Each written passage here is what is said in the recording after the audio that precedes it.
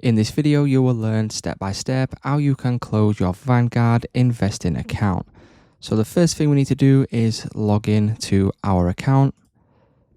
Now from here, you want to go to profile at the top, select my profile. So from here, what you now need to do is you now need to go to the top bar here, go over, click on product. From here, you will now see an option for close your account with Vanguard. Now, once you click on close your Vanguard account, you can give a reason down here. Select one of those, select next.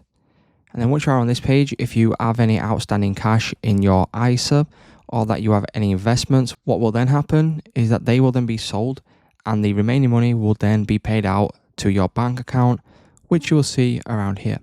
Now, if this is all correct and you are happy about closing your account, just simply click on submit, and then that will mean that your account will then be closed.